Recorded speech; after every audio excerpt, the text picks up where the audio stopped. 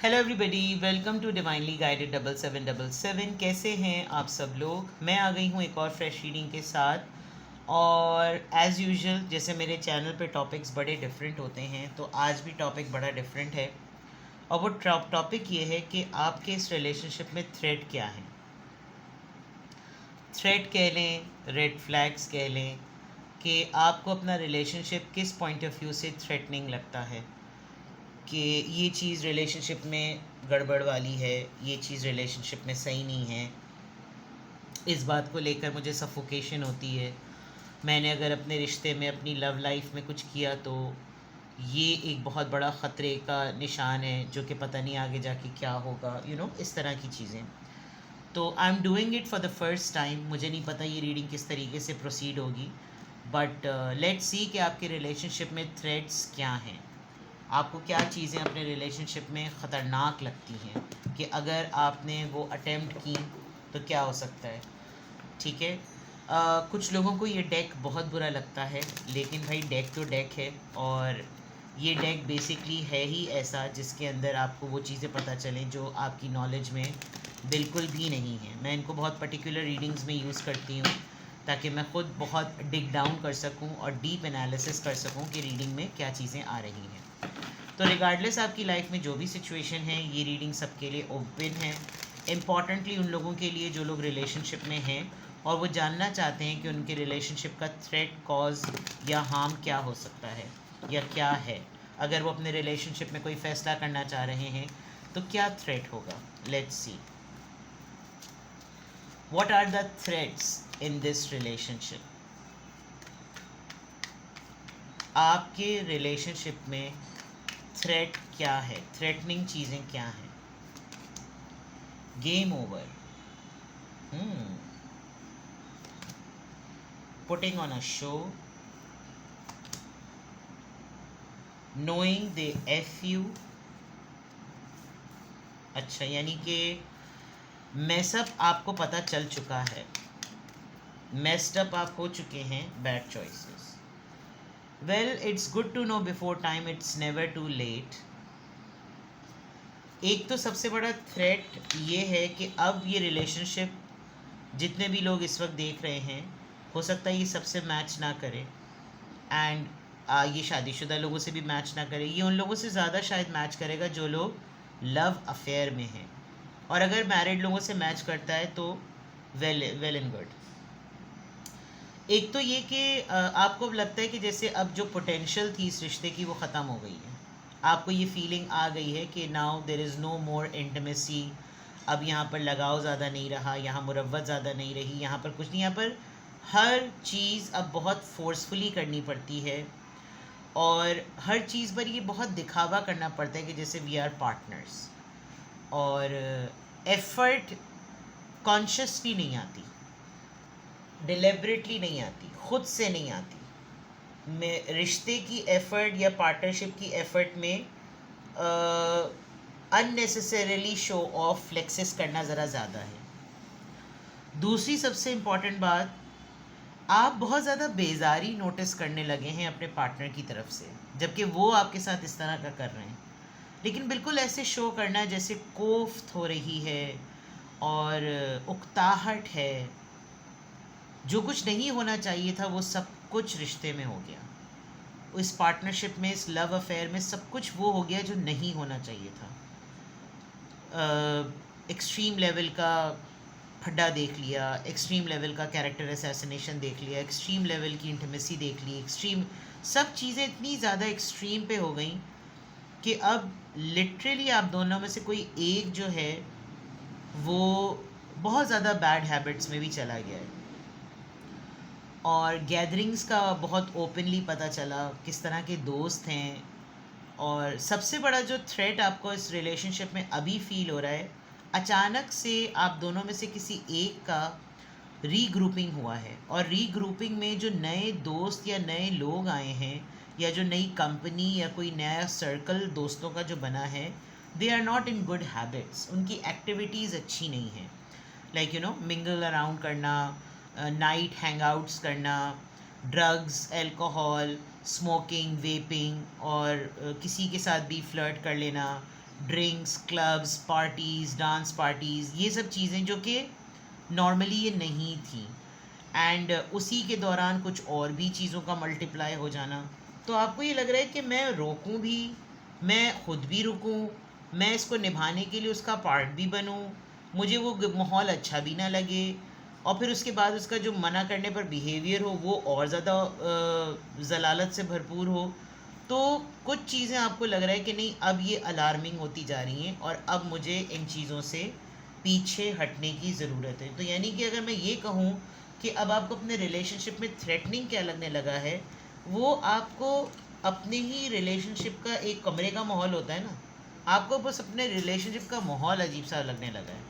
आपको लग रहा है कि नहीं यार, ये तो चीज़ें ठीक नहीं है, ये आदतें सही नहीं है, ये किस तरफ जा रहा है रिश्ता, ये तो वन साइडेड, एक हाथ से ताली बज रही है। और जिस चीज़, सबसे इम्पॉर्टेंट बात, जो थ्रेटनिंग बात है, वो ये कि जिस बुनियाद पर रिश्ता है वही चीज़ ख़त्म हो गई, यानी कि मोहब्बत ही ख़त्म हो गई। तो ये बहुत ज़्यादा ख़तरे की घंटी है। क्या थ्रेटनिंग है इस रिलेशनशिप में? क्या थ्रेटनिंग है इस रिलेशनशिप में? 9 of cups, cancer, Scorpio, Pisces. 8 of cups, cancer, Scorpio, Pisces. 2 of swords, Libra, Gemini, Aquarius.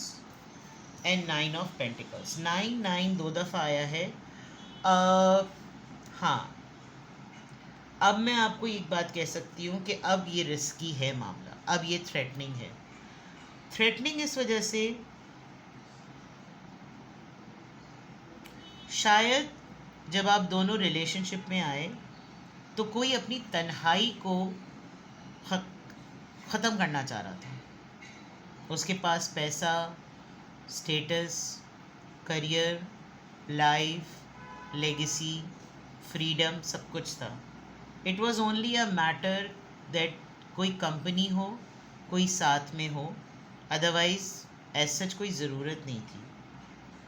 Abandoned feel कर रहे हैं आप बहुत ज़्यादा, और आपको लगता है कि अब इस रिलेशनशिप में कुछ इस तरह की केमिस्ट्री डेवलप हो रही है, इस तरह की रॉकेट साइंस और इस तरह के आर्ग्यूमेंट्स आने लगे हैं जो पहले कभी भी नहीं होते थे, जो पहले कभी भी एक्सपीरियंस नहीं किए थे।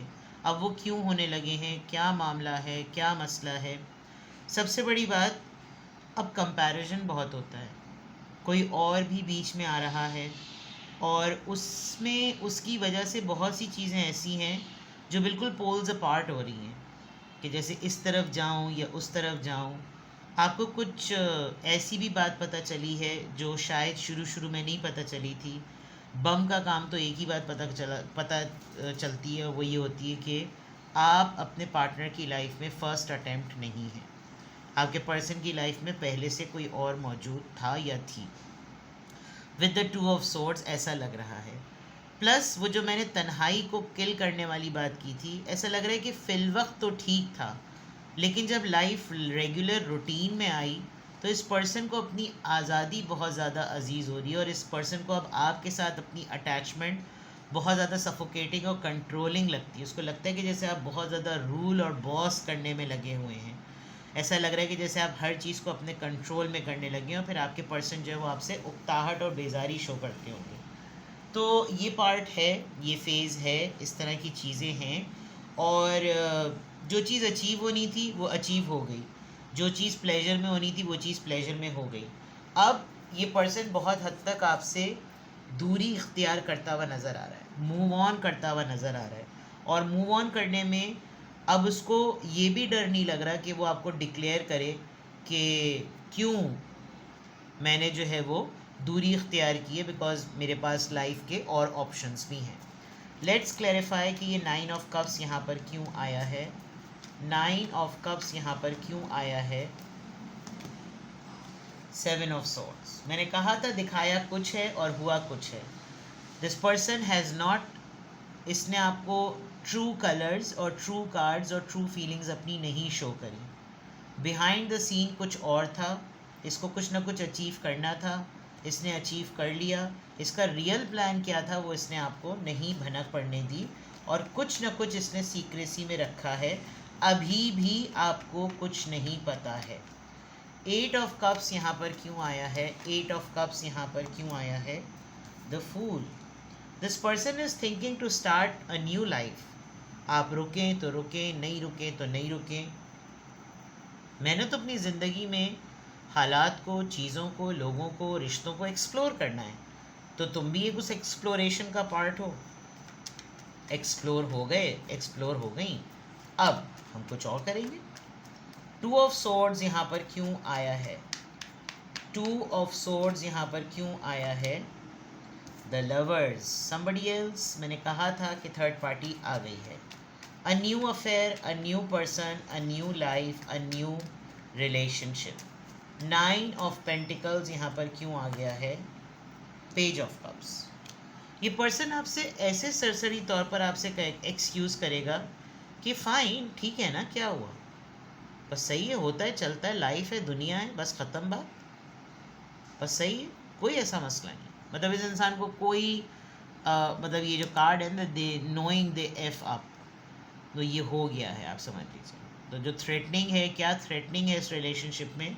समवन एल्स, कोई आ गया है आपकी लाइफ में, आपकी पार्टनरशिप में कोई आ गया है।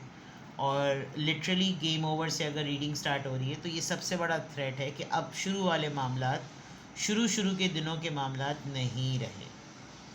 शुरू के हालात और वाक़यात और एहसासात नहीं रहे, जो कि आपको पहले थोड़ा सा ट्रिगर करते थे, फिर आपको वो अलार्मिंग लगते थे, फिर अब वो लिटरली आपको रेड फ्लैग और थ्रेट लगता है कि ये तो अब मुझे पूरा घेरे में लेकर इसने मुझको तो बिल्कुल ही ऐसा कर दिया कि जैसे अब मैं कहाँ जाकर सर फोड़ूँ अपना। और इसी तरह का अगर इसका मिजाज था तो उसको शुरू में बताना चाहिए था, लेकिन इसका तो प्लान ही कुछ और था। ठीक है जनाब, तो क्या है थ्रेटनिंग इस रिलेशनशिप में, बता दी है मैंने आपको सारी तफसील। किसी भी पॉइंट ऑफ टाइम पे आपको लगे कि आपको मुझसे प्राइवेट रीडिंग लेनी है, और अगर गॉड फॉरबिड आप इसी तरह की सिचुएशन से गुज़र रहे हैं and you really want to explore कि भाई मैं कुछ जानूं और फिर मैं कुछ सोल्यूशन सेट करूं, तो डिस्क्रिप्शन बॉक्स में मेरा नंबर मौजूद है और साथ ही में सेकंड चैनल का लिंक है। दोनों ही चैनल्स पर रीडिंग लेने के लिए मेरा कॉन्टैक्ट नंबर एक ही है। अपना बेहद ख्याल रखिएगा। Bye bye.